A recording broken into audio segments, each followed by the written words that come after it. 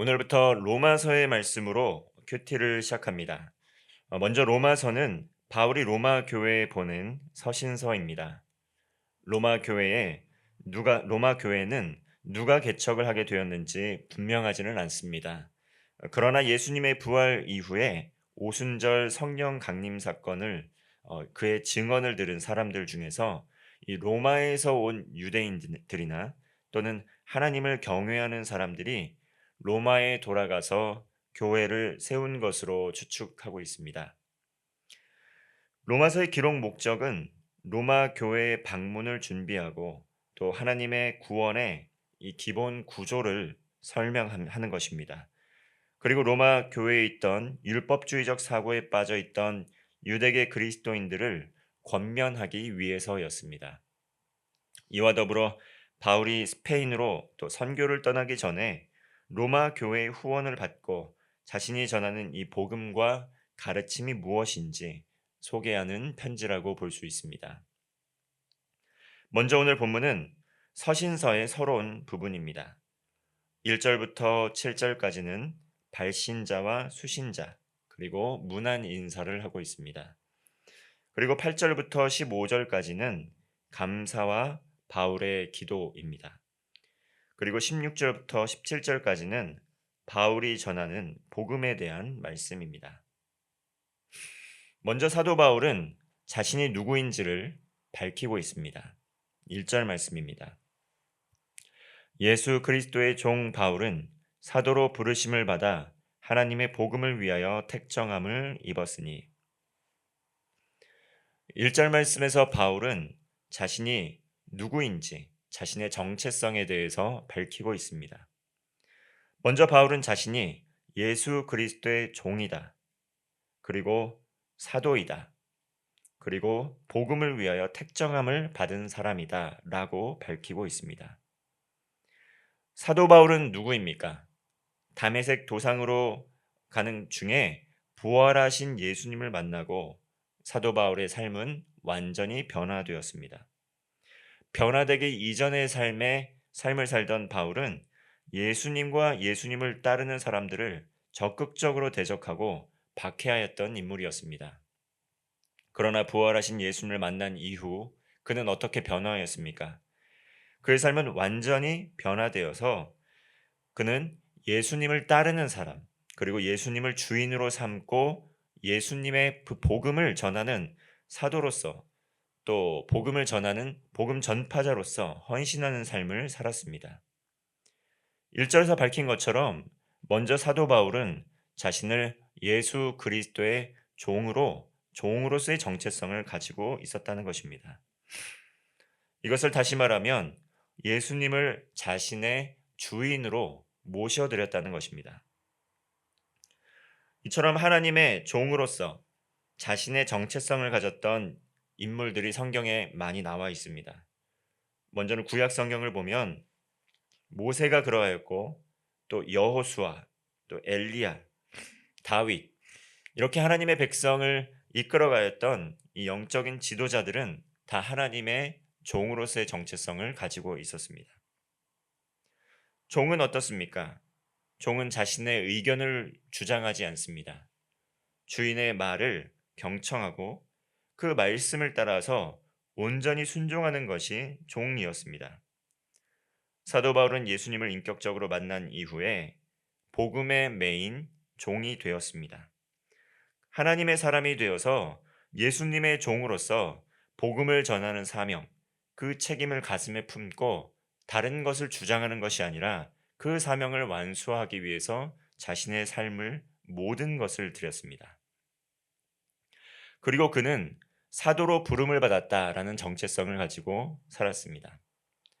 사도는 어떤 이들입니까? 부활하신 예수님이 살아 당시에 예수님과 동행하였던 사람들, 또 예수님과 가깝게 지냈던 사람들, 그의 가르침을 직접 받았던 사람들, 예수님께서 직접 세우신 사람들이 바로 사도였습니다. 그러나 사도 바울은 예수님께서 살아계실 때에 예수님에게 직접 가르침을 받거나 또 예수님을 따르는 사람들과 함께 교제했던 것은 아니었습니다. 그렇기 때문에 지금 사도 바울이 밝히는 것처럼 자신을 사도로 부름을 받았다. 그리고 사도로서의 정체성을 가지고 살아갈 때 많은 이들이 이 부분을 공격하기도 했습니다. 예수님께서 살아계실 때에는 바울이 예수님을 따르는 사람을 적극적으로 대적을 했는데 어떻게 그 자신이 사도로 주장할 수 있겠냐라는 것이죠.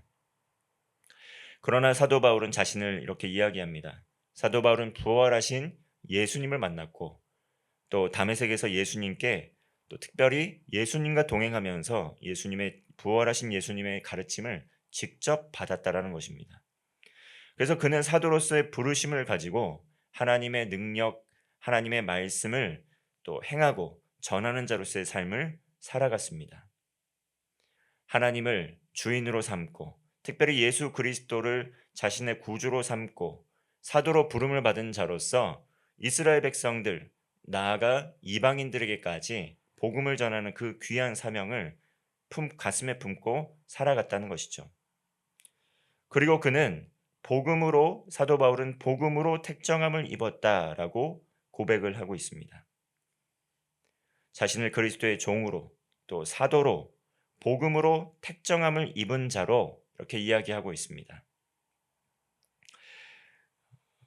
5절의 말씀입니다. 그로 말미암아 우리가 은혜와 사도의 직분을 받아 그의 이름을 위하여 모든 이방인 중에서 믿어 순종하게 하나니. 마지막으로 사도 바울은 모든 이방인에게 복음을 전하도록 부름을 받았다라고 이야기를 하고 있습니다. 복음으로 택정함을 받은 사도 바울, 특별히 사도 바울은 이방인에게 복음을 전하도록 부름을 받은 이방인의 사도였습니다. 이처럼 사도 바울은 자신의 정체성을 늘 가지고 있었습니다. 자신이 누구인지 알게 될 때 자신이 나아가야 할 방향성을 잃지 않고 살아갈 수가 있습니다. 자신이 누구인지 알게 될 때 자신이 해야 할 일들을 알게 되고 또 그것에 대한 열심을 가질 수가 있습니다. 우리가 우리의 삶에서 또 방황하고 또 혼란스러워할 때가 언제입니까? 내가 누구인지 알지 못할 때 내가 무엇을 해야 되는지에 대한 어려움을 많이 겪습니다. 마찬가지로 그리스도인에게도 정체성을 갖는 것, 우리의 정체성이 어떤 것인지 아는 것은 굉장히 중요합니다. 사도 바울만의 정체성이 아니라 사도 바울이 가지고 있었던 정체성은 예수님께서 줄곧 그의 사랑하는 자녀들에게, 백성들에게 이야기했던 그러한 말씀들이었습니다. 예수님을 우리는 주인으로, 우리의 삶의 주인으로 모셔드리고 살아가고 있습니까? 그리고 또 예수님께 부름을 받은 자로서 복음으로 택정함을 입은 자로서의 정체성을 가지고 살아갑니까? 그리고 복음이 필요한 필요한 누군가에게 복음을 전하기 위한 그 사명을, 그 정체성을 가지고 복음을 전하는 자로서의 정체성을 가지고 살아가고 있습니까? 오늘은 우리는 우리의 삶에서 이러한 질문을 해야 됩니다. 모든 그리스도인들은 하나님을 주인으로 모셔드리고 그들의 삶의 자리 가운데에서 예수님의 은혜를 누리며 복음으로 택정함을 입은 자들입니다.